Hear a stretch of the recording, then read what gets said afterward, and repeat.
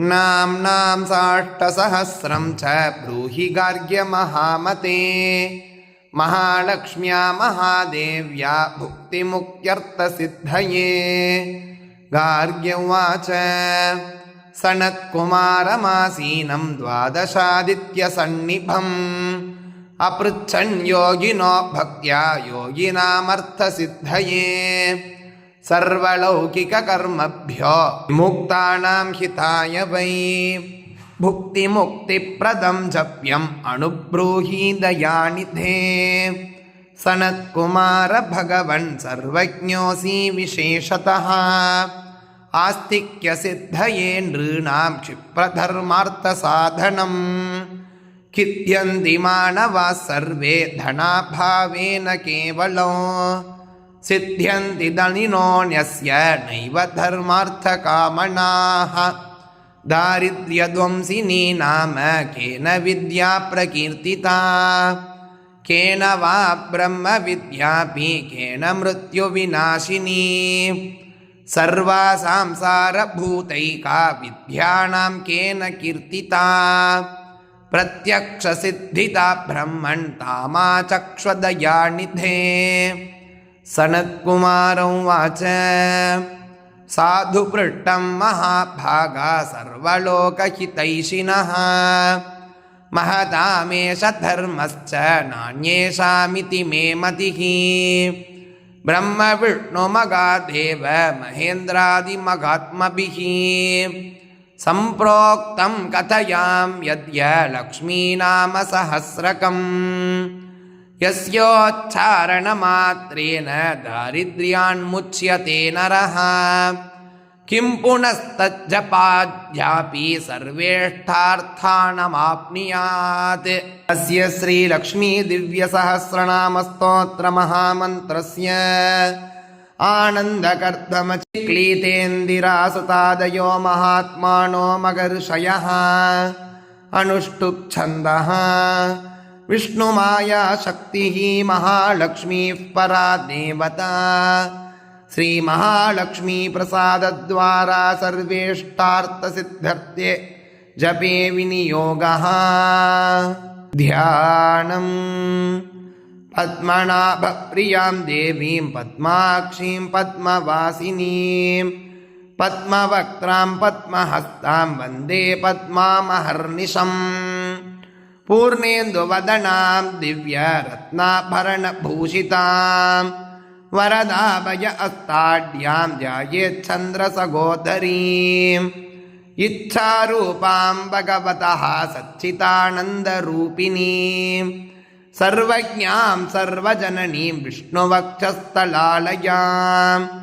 दयालुमनिशं ध्यायेत् सुखसिद्धिस्वरूपिणीम्। ॐ नित्यागतानन्द नित्यानन्दिनी जनरञ्जनी नित्यप्रकाशिनी चैव स्वप्रकाशस्वरूपिणी महालक्ष्मीर्महाकाली महाकन्या सरस्वती भोगवैभवसन्धात्री भक्तानुग्रहकारिणी ईशावास्या महामाया महादेवी महेश्वरी हृल्लेखा परमाशक्तिः मातृका बीजरूपिणी नित्यानन्दा नित्यबोधा नादिनी जनमोदिनी सत्यप्रत्ययनी चैव स्वप्रकाशात्मरूपिणी त्रिपुरा भैरवी विद्या अंसा वागीश्वरी शिवा वाग्देवी च मगारात्रिः कालरात्रिस्त्रिलोचना भद्रकाली कराली च महाकाली तिलोत्तमा काली करालवक्त्रान्ता कामाक्षी कामदा शुभा चण्डिका चण्डरूपेशा चामुण्डा चक्रधारिणी त्रैलोक्यजयिनी देवी त्रैलोक्यविजयोत्तमा सिद्धलक्ष्मी क्रियालक्ष्मी मोक्षलक्ष्मी प्रसादिनी उमा भगवती दुर्गा चान्द्री दाक्षायणी शिवा प्रत्यङ्गिराधरा वेला लोकमाता हरिप्रिया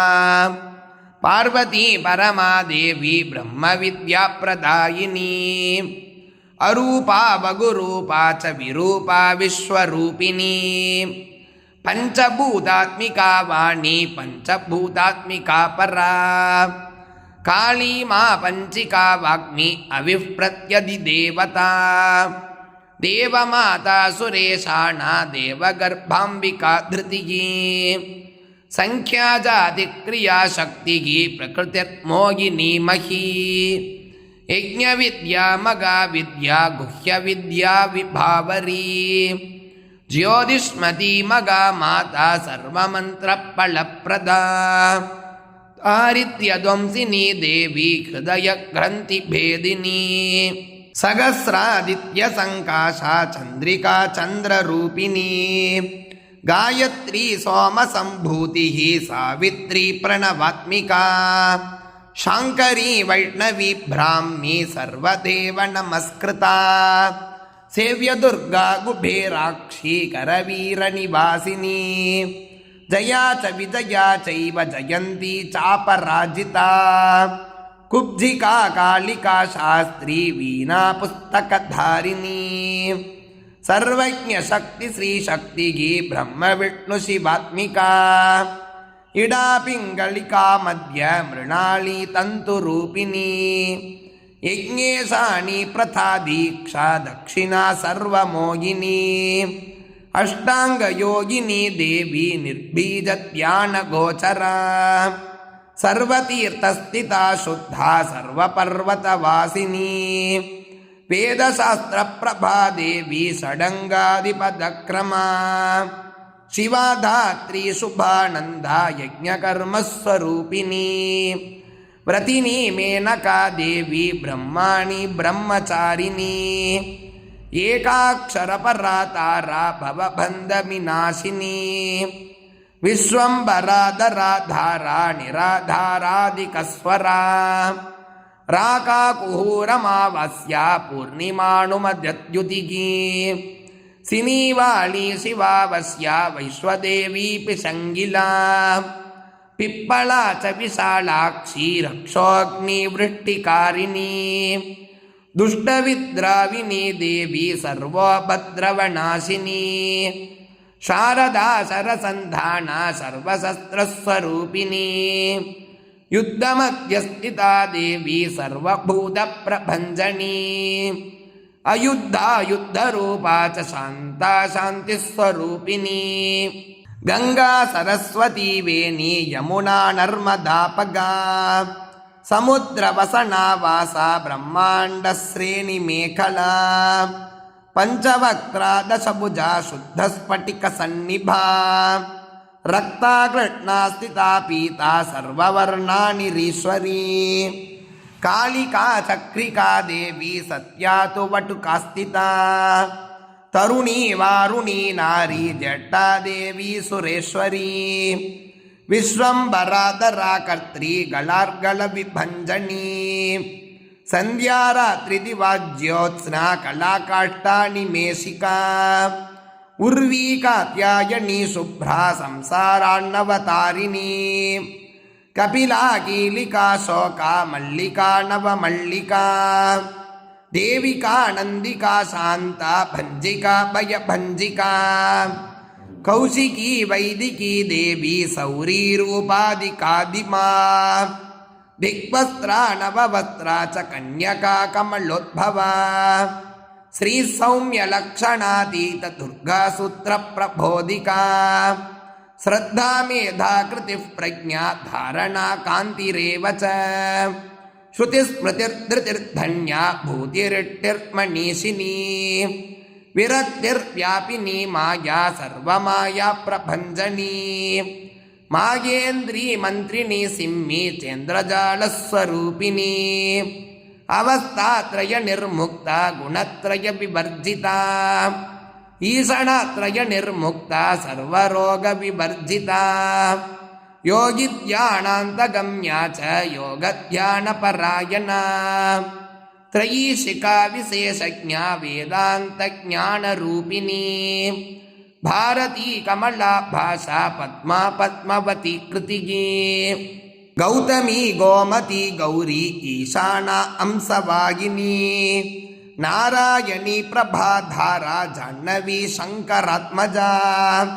चित्रघण्टा सुनन्दा श्री मानवी मनुसंभवा स्तंभिनी क्षोभिनी मारी ब्राह्मिणी शत्रुमारिणी मोहिनी द्वेषिनी वीरा अघोरा रुद्ररूपिणी रुद्रैकादशिनी पुण्या कल्याणी लाभकारिणी देवदुर्गा मगा दुर्गा स्वप्नदुर्गाष्टभैरवी सूर्यचन्द्राग्निरूपा च ग्रहनक्षत्ररूपिणी बिन्दुनादकलातीता बिन्दुनादकलात्मिका दशवायुजयाकारा कला षोडश संयुता काश्यपी कमला देवी नादचक्रनिवासिनी मृडाधारा स्थिरा गुह्या देविका चक्ररूपिणी अविद्या सार्वरी भुञ्जा जम्बासुरनिबर्हिणी श्रीकाया श्रीकला शुभ्रा कर्मनिर्मूलकारिणी आदिलक्ष्मीर्गुणाधारा पञ्चब्रह्मात्मिका परा श्रुतिब्रह्ममुखा वासा सर्वसम्पत्तिरूपिणी मृतसञ्जीवनी मैत्री कामिनी कामवर्जिता निर्वाणमार्गता देवी अंसिनी काशिकाक्षमा सपर्या गुणिनी भिन्ना निर्गुणा कण्ठिता शुभा स्वामिनी वेदिनी सख्या शाम्भरी चक्रधारिणी दण्डिनी मुण्डिनी व्याघ्री शिखिनी सोमसंहतिः चिन्तामणिश्चिदानन्दा पञ्चबाणप्रबोधिनी बाणश्रेणी सहस्राक्षी सहस्रभुजपादुका सन्ध्यावलिस्त्रसन्ध्याख्या ब्रह्माण्डमणिभूषणा वासवी वारुणी सेना कुलिका मन्त्ररञ्जनी जितप्राणस्वरूपा च कान्ता काम्यवरप्रदा मन्त्रब्राह्मणविद्यार्था नादरूपा अविस्मती आतर्वणी श्रुतिशून्या कल्पना वर्जिता सती सत्ताजादिप्रमामेया प्रमितिः प्राणधा गतिः अवर्णा पञ्चवर्णा च सर्वदा भुवनेश्वरी त्रैलोक्यमोगिनी विद्या सर्वभद्रीक्षराक्षरा हिरण्यवर्णा अरिणी सर्वोपद्रवनाशिनी कैवल्यपदवी रेखा सूर्यमण्डलसंस्थिता सोममण्डलमध्यस्था वह्निमण्डलसंस्थिता वायुमण्डलमध्यस्था व्योममण्डलसंस्थिता चक्रिका चक्रमध्यस्था चक्रमार्गप्रवर्तिनी कोकिला कुलचक्रेशा पक्षतिः पङ्क्तिपावनी सर्वसिद्धान्तमार्गस्था षड्वर्णावरवर्जिता शररुद्र अरा अन्त्री सर्वसंहारकारिणी पुरुषा पौरुषी तुष्टिगी सर्वतन्त्रप्रसूतिका अर्धनारीश्वरी देवी सर्वविद्याप्रदायिनी भार्गवी याजुषी विद्या सर्वोपनिषदास्थिता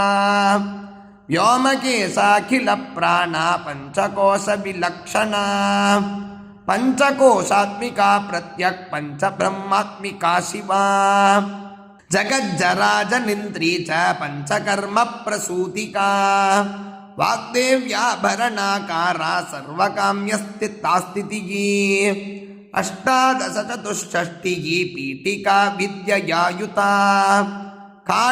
कालिकाकर्षणश्यामा यक्षिणी किन्नरेश्वरी केतकी मल्लिका शोका वारागी धरणी ध्रुवा नारसिंही महोग्रास्या भक्तानामार्तिनाशिनी अंतर्भलास्थिता लक्ष्मी जरा मरणनाशिनी श्रीरंजिता मगाकाया सोमसूर्याग्निलोचना अतिथिर्देवमाता च अष्टपुत्राष्टयोगिनी अष्टप्रकृतिरष्टाष्टविभ्राजद्वितिकाकृतिः दुर्भिक्षध्वंसिनी देवी सीता सत्या च रुक्मिणी ख्यातिजा भार्गवी देवी देवयोनिस्तपस्विनी